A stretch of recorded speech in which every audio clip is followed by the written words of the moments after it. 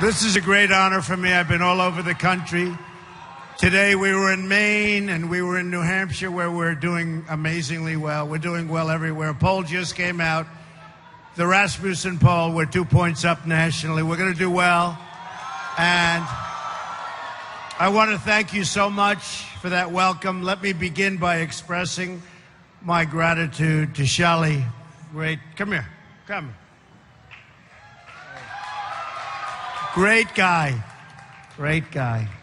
He's a good friend and a great guy. Thank you very much. Thanks. And your family is amazing. I want to thank you for putting together this incredible great guy. I want to thank you for putting together this incredible big fan.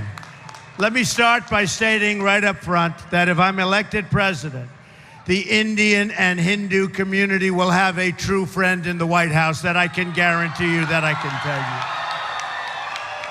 I'm involved in two massive developments in India, you probably know. Very successful, wonderful, wonderful partners, very beautiful. And I must say, I became involved because I have great confidence, and I have great confidence in India. Incredible people and an incredible country. So thank you very much. I was there 19 months ago and look forward to going back many, many times. Generations of Indian and Hindu Americans have strengthened our country and strengthened it like few people could ever even believe. Your values of hard work, education, and enterprise have truly enriched our nation, and we will be celebrating a Trump administration together. That I can tell you. Indian Americans have the highest rate of entrepreneurship and college graduation in our country. A Trump administration, that's pretty impressive, by the way. You don't hear that often, I will tell you. A Trump administration will massively lower taxes for our small businesses, eliminating job-killing regulations, and we will repeal and replace job-killing Obamacare, which is a disaster. But as we all know, we can't have prosperity without security, and that is why we appreciate the great friend India has been to the United States in the fight against radical Islamic terrorism, a word that our president doesn't even use. It's a word our president refuses to use. Hillary Clinton, as I call her, Crooked Hillary, does not use that term. India has seen firsthand the brutality of terrorism and cross-border violence, including the attacks in Mumbai. And I mean, look, Mumbai is a place that I love.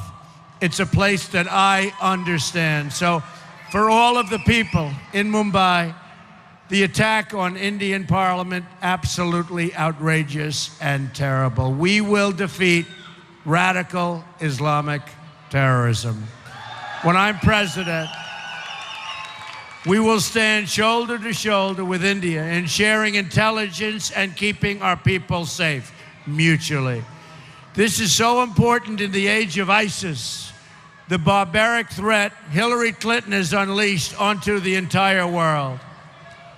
India is key and a key strategic ally, and we don't want to even talk about it because there's nothing like the relationship that we will have. I look forward to deepening the diplomatic and military cooperation that is the shared interest of both countries. India is the world's largest, it's the world's largest democracy, an amazing statement, and is a natural ally of the United States. Under a Trump administration, we are going to become even better friends. In fact, I'll take the word even out because we are going to be best friends. There won't be any relationship more important to us. And I love when I see this over here because they're busting through the gates. They love us. We love you. There's a lot of love in this room. There's a lot of love. I look forward to working with Prime Minister Modi, who has been very energetic in reforming India's bureaucracy. Great man. I applaud him for doing so. And I look forward to doing some serious bureaucratic trimming right here in the United States. Believe me, we need it also. Americans have been asking for years, for decades, to trim the waste in government. The politicians can't do it, but I promise you this, I will do it. The wasting of taxpayer dollars will finally, in the United States, come to an end. We're going to fix these bloated and corrupt bureaucracies. Hillary doesn't have the energy. She's right now resting. She's resting, waiting for the debate on Wednesday night. Did everybody see the last debate? That was an easy one. That was very easy. So, your great Prime Minister has been a pro-growth leader for India. He simplified the tax code and cut taxes, and their economy has grown 7% a year. Excellent. Our economy is practically not growing at all in the United States, just about zero, and with a very, very bad jobs report just this last Friday. We'll take care of that. But when I'm elected, we're going to start growing again and growing very, very fast. My reforms on taxes, trade, regulation, and energy will add at least 25 million new jobs in the next decade. We will make America the greatest place in the world to invest, hire, grow, and to create new jobs, new technologies, and entire new industries. First, we will cut taxes for all working and middle-class households in America. We're going to go to 7, and you know what we had? We had 7 brackets. We're going to bring it down to 3 brackets, with low-income Americans paying no income tax at all. There will be a massive tax simplification. We waste over $9 billion a year in tax code compliance. That ends under a Trump administration. Business tax reform is at the center of our plan. We have the highest tax rates anywhere in the world, 35%, and we're going to bring that down to 15%, which will make us one of the lowest tax countries in the world. That's good. You like that. He likes that. That's good. We will also have the largest regulatory reform in American history. Every year, over-regulation costs our economy $2 trillion a year and reduces household wealth by almost $15,000. I'm going to pause new regulations and ask my department heads to identify every useless or wasteful job-killing regulation, and they will be eliminated. It's a big problem in this country. Some of the very finest regulations will go, and they will go fast. The elimination of our job-killing restrictions on American energy will end. My pro-energy reforms will add at least 500,000 new jobs per year, lower the prices of your energy bills for all American households. Finally, we must fix our terrible trade deals and protect America's intellectual property, something you know a lot about. America's annual trade deficit with the world is now nearly $800 billion a year. China is stealing our intellectual property. Guess how much intellectual property a U.S. government official says China stole last year? The number is approximately $360 billion. In any event, we are going to have strong borders. We are going to have strong walls. We're going to have a wall. We're going to stop drugs from pouring into our country. The wall will be built. Mexico will pay for the wall. We haven't quite explained it to them yet. They don't quite know it yet. We're going to end up having great relationships with China and Mexico, but we are going to have a great relationship with India.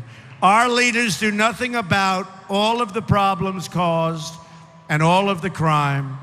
They don't do anything about it. We are going to have a great society again. We're going to have honesty in government. We are going to save our Second Amendment. We are going to do so many things toward education, including the elimination of Common Core so we can bring our education local. We have to do it local. When it comes to trade, we're going to negotiate and renegotiate trade deals. We're going to have new trade deals. We believe in free trade, we believe. But our trade deals for our country are not good, they're not fair, they're not appropriate. We're going to change that. So we're going to have great trade deals, but we will be able to trade and do tremendous business, I can tell you, with India. So just in summing up, we are going to have a phenomenal future together. America is going to be a country that people will once again respect. We will be wealthy again. We will be strong again. We will be powerful again and hopefully not have to use our power. But we will be powerful and we will be smart. Our military is depleted horribly. Our military will be fixed. We have great, great people. Our military will be, again, will be what America's military should be. America's military has to be strong, and America has to lead through strength. Lead through strength. We will produce jobs.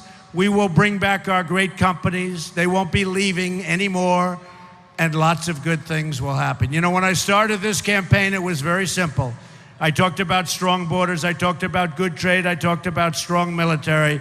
But I had a theme, and the theme was very simple, and the theme has resonated all over the world. And the theme is, just like on those hats, make America great again. And that's what we're going to do. I want to thank you all for being here. This is a great honor to have this kind of a crowd. Thank you very much, and thank you, sir. Great.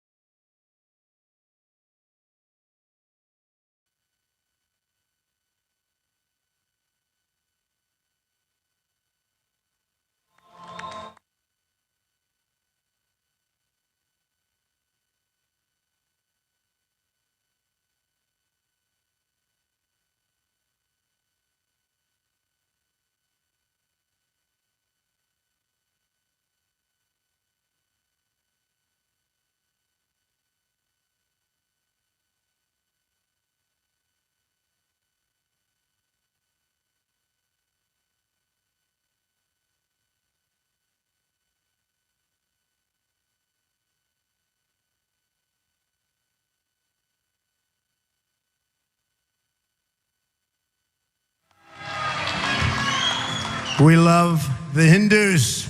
We love India. Thank you. Thank you, everybody.